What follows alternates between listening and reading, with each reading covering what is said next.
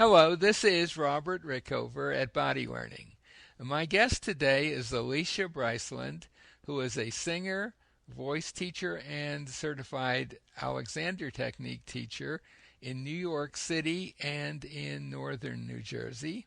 She studied the Alexander Technique after finishing her master's in vocal performance at the New England Conservatory of Music. On her website, you'll find a number of articles about the Alexander Technique for singers, and we're doing a series of conversations about singers and the Alexander Technique. And this one we're going to title "Inhibition: A Crucial Test or Tool." Sorry, crucial. Inhibition: A Crucial Tool for Singers. Alicia, welcome to the show. Thanks so much, Robert. So we need two definitions or descriptions before we begin. Let's start with the Alexander Technique. What is it? Okay, the Alexander Technique is a way to understand what's happening in your body and then use specific tools in order to make positive changes in how you use your body on a daily basis and in specific applications. And those specific applications could include just about anything, but Yes. in this case, it's singing is the specific application, right? That's right, yes. So now let's get to inhibition. How would you describe or define that? Inhibition is one of the three pillars of the Alexander Technique, one of the three large concepts. And it means pausing or stopping just for a moment when you are about to do something. It could be anything. It could be lifting your hand. It could be taking a breath. It could be taking a step, so that you have a split second to make a choice as to how you want to do that. So it's this wonderful calming sense that you can learn to apply to any task that you do, that then opens the door to choice for how you want to execute that particular task. Right. And I think we need to spend a moment or two to distinguish that inhibition from Freudian inhibition. Alexander's use of that word inhibition, I believe, preceded Freud. I think it did, yes. But unfortunately for us, Freud became more famous than Alexander. So my understanding of Freudian inhibition, first of all, our inhibition is a good thing, and Freud's inhibition maybe not so much so. It was more a repression of things, sort of pushing stuff deep down into your system where they'll perhaps explode at some point when you least expect it. Not a good thing. And No. we're not talking about anything remotely like repression here, No. but we're talking about, as you put it, a pause. Yeah, it's a pause, it's a calming pause, and it actually works at the level of the nervous system. Asking the nervous system just to calm and to wait for just a second, and then there's a moment for you to be able to make a choice. If you don't have that moment, if you don't use this very important tool, inhibition, then you're going to automatically do what your habit is. So inhibition really, really is incredibly important and incredibly useful for singers. So if you don't do it, as you said, you'll just do whatever your current habit is because your system is sort of set up to do that by default. Exactly. The brain is wired that way. So whatever our habit is, so how you, for instance, pick up a pen and hold a pen is hardwired into your brain. That's the pathway that's like the wide boulevard, 3 lanes on each side, traffic goes to and fro all the time. Now, if we want to create a new habit for how we pick up a pen, then the new habit is going to be like a tiny little path on the side with grass on it and not even worn down. Hmm. So we need that inhibition to just give us the opportunity to say, no, we're not going to take the wide boulevard. We're going to go down this small path instead. Hmm. Over time, that small path then becomes much more well traveled, and then that can become and replace the wide boulevard with enough practice. Right. And I think it's important to say that that taking of that path that's not in the best of shape at the moment isn't a it isn't like now you've always got to take that path and the old one's not available anymore. It gives you a choice. It gives you a choice. It gives you a choice, absolutely. But if the path is better, if the path is healthier, then that's the one you want to be your default, Right. You'd like to right? change. Yeah, exactly. Exactly. You'd like to change that one to be your default. If the boulevard isn't serving you very well, then you would rather have the path. Exactly, exactly. So, for a singer who's coming to you for Alexander lessons, when does the subject of inhibition first come up in their lessons with you? Well, I first work with singers on awareness so that they have more of a sense of what's actually happening in their bodies. Their bodies feel more alive and more accessible to them. Then I'll introduce the concept of inhibition through what we call in the Alexander Technique games. Hmm. We don't have exercises. The founder didn't want anything that was going to be codified and then could um, start to be manipulated and learned. He wanted to have games, which I think is a wonderful and refreshing way in this day and age to think about learning. Hmm. Um, so we'll do some inhibition games, Hmm. and people will have the opportunity to experience what it feels like to just have that moment to pause and say, "Oh, I'm just going to be calm for a moment. Then I'm going to let my choice happen on its own instead of making it happen and pushing it through and going for it." So the reason you would do some preliminary work to just get them to be a little more sensitive to themselves is that Mm. it would be tricky to judge the results of inhibition if you couldn't really sense things all that well. That's absolutely true. Right. By doing awareness first, then the impact of any sort of inhibition game is much more powerful for students. Absolutely. And what would be an example of an inhibition game that you would use? Oh, well, it's sort of like, Simon Says. Uh, It's a variation on Simon Says. And I learned this in my training programs, both of the ones that I attended. And so just staying within your body, noticing, being aware of what's happening in your body and in your immediate surroundings, and then saying, okay, well, um, have somebody give them a stimulus, which is me giving hmm. them an order, like take a step forward. Hmm. Then it's their job using awareness to notice their reaction to that. How do they react to when they get an order? What happens? Do their necks tighten? Do their legs start to cramp up? Do they start to move? Then their job is to say, okay, you know what? I choose to be a bad student right now. I'm just going to leave myself alone. I don't Hmm. have to react to this. I don't have to do this. I'm just going to Hmm. leave myself alone. I'm going to hang out here and I'll move when I choose to move. Hmm. That allows the nervous system to really calm down, and they go into a completely different state than one in which they're just reacting to an order. And would you use that sort of game, say with a singer? Would you use that in a non-singing context at first? Absolutely. Yeah. I do it Yeah. with steps. I Yeah. do it take steps, walk around the room, Hmm. um, and then after a while we'll move on to breathing, you know, Hmm. Hmm. take a breath. What do you notice when you say take a breath? Because basically what I'm doing is I'm mimicking how they order themselves.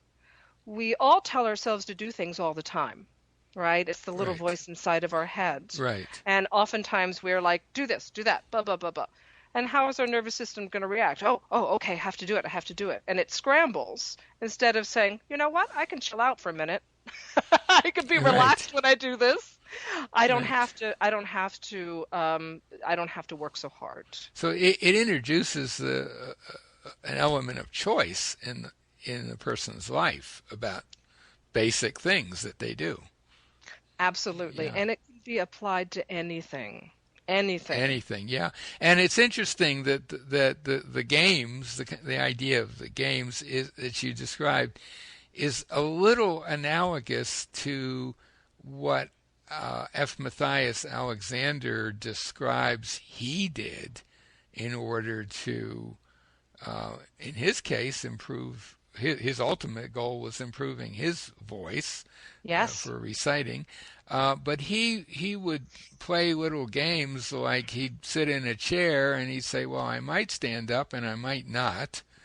And he Mm, would be very interested in what happened when he made one decision versus another, or he might decide to do something completely different, like raise an arm or something like that. In other words, he would play those kind of games you're describing on himself, basically. exactly. And that was so brilliant. I wonder, I just wonder what made him do that because it seems so counterintuitive. It was a And brilliant it decision was on his it was part. brilliant, but it Yeah, was counterintuitive and it was illogical. But it's the exact same thing. The body reacts much better to a backdoor approach than a direct clobber over the head right. approach. Well, I think my take on it, and I just I thought a lot about that when I first read it, and I thought, well, if what he was normally going to do was one thing, like say stand up from a chair, but he introduced these other options, he was kind of taking what his habitual action would be and putting it on a par with other potential actions. So it was Mm, no longer the action, it was an action, one of the one of possibilities. the Yeah. possibilities. And I would imagine, having worked with singers from time to time, that's the kind of game that would be. I've not actually used it quite that way, but I could imagine that would be a really interesting one to do with the question of, okay, you're standing here and you might sing, Right. or you might not, or you might walk away, for example, or something. You have like three choices. And what happens when they make the choice to sing? And I've noticed with singers that it almost always involves creating their idea of what the proper posture, if you like, is for now being a singer, as opposed to Mm, just standing here talking hmm with the teacher, and getting them to notice that, and then getting them to notice, well, how might that help or more likely hurt mm. the singing process? That's a good point. Posture is a big thing in the singing world, and it's not really that helpful of a concept because singing is very dynamic. It's all about movement, Hmm. and posture really connotes, really brings to our understanding this completely fixed, completely unmoving position. Hmm. And singers need to be able to move. And It's the pretty Alexander, crucial for singing, isn't it? Really? very crucial. We're Yeah. moving Right. all the time, Yeah. and it's an easy thing for voice teachers to latch onto. Oh, your posture isn't good. Improve it. That'll help. But for singers, it can be sort of like being putting yourself in jail unnecessarily. Yeah. I think the problem is that word over the years has taken on some very strange connotations. Yes. It's interesting because just today on Facebook there was a lengthy article about the cultural history of posture. And it's Mm, pretty amazing because the whole idea of standing up straight, for example, is a relatively recent innovation. It's not something that's ingrained in humans. And anyway, so but I agree with you that most people, when they think about posture, think about a kind of a fixed, rigid position.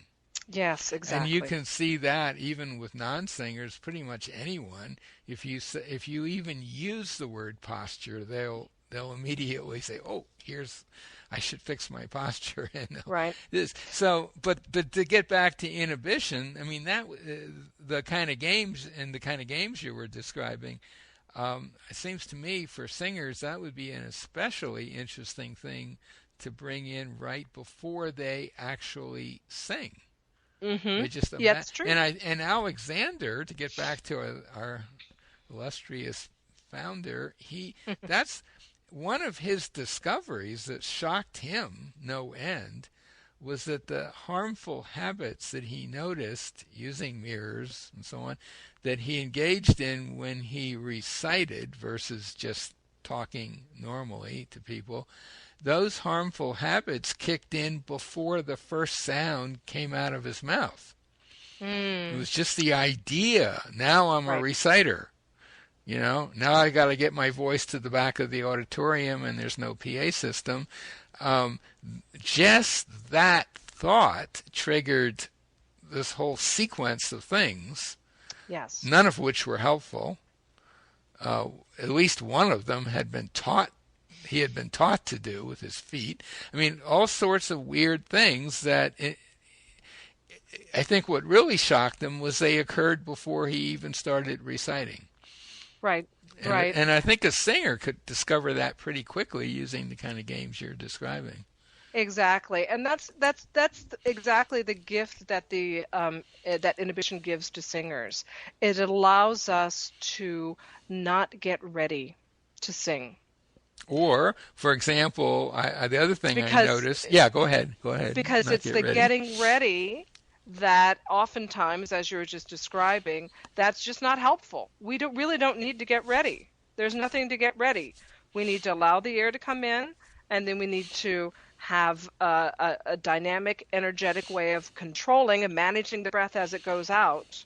And a lot of other things can take care of themselves. We're not going to control the vocal cords. We don't want to control the vocal cords, right? We want the vocal cords to do their job. They do it much better than we can possibly do it. Inhibition helps us get rid of the habits that surround, wanting this desire to control the vocal cords.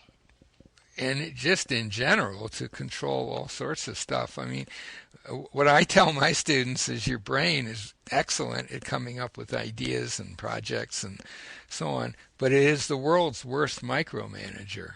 Oh, it's terrible It's micromanaging. really horrible Yeah. micromanager. That's not what you shouldn't be asking it to micromanage No. because it won't do a good job just due to its inherent nature, and Right. you're better off letting it do the big stuff. But the other place where I could see the kind of games you're describing coming Hmm. in for singers, what I notice is, of course, I'm sure you have too, is that a lot of singers, if there's a difficult section of something they're singing, perhaps especially high note or some vocal technique has to come in that's a little trickier, they will anticipate that Hmm. usually by a bit of Tensing up. extra tension. Yeah, tensing, which of course, they're getting ready to sing it.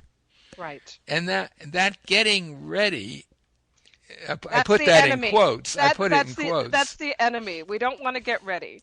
Well, because It, they're not really getting ready; they're getting no, they're unready. just But it's so deeply ingrained, and right. there's an element of fear there too. Yes. You don't want to get it wrong, and especially singers and musicians in general live in an extraordinarily competitive world, Hmm. and they don't want to make mistakes. Right. But it is this fear that actually detracts from the quality of the voice. It gets in the way.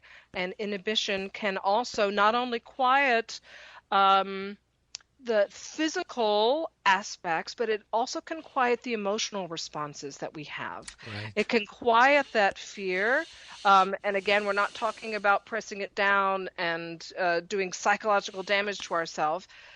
Selves. It means just a temporary, oh, you know what? I can just let that go. Let me just put that aside for a second and see what happens.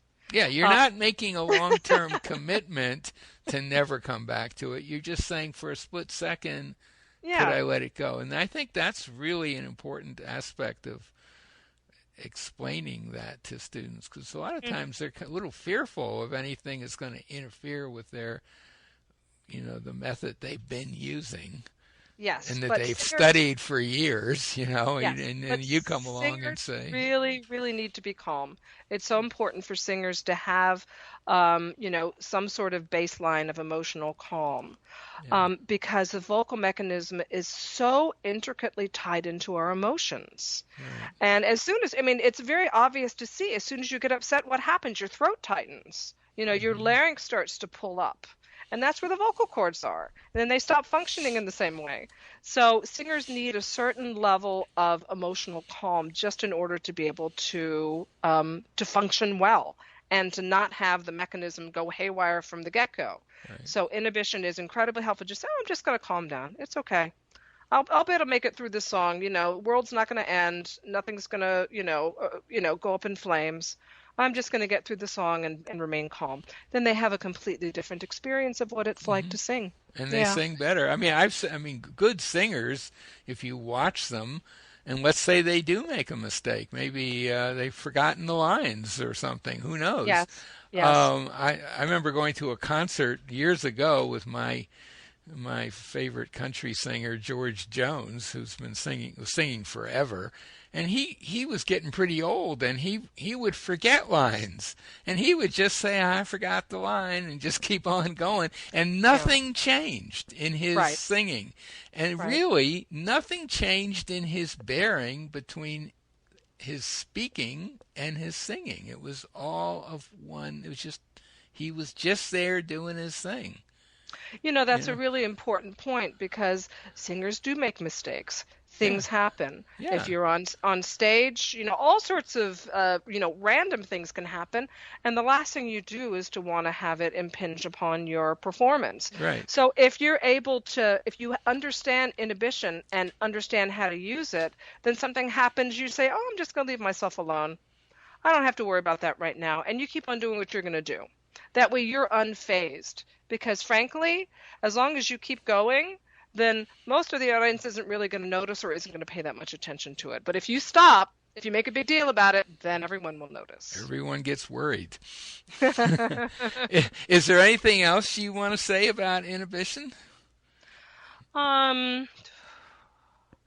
I remember hearing from a Master Alexander teacher that inhibition is about 80% of the Alexander technique. Hmm. And I would say that for singers, it has that much importance, Hmm. and can have that much of a positive impact on their singing if they learn it as a skill Hmm. and learn how to use it.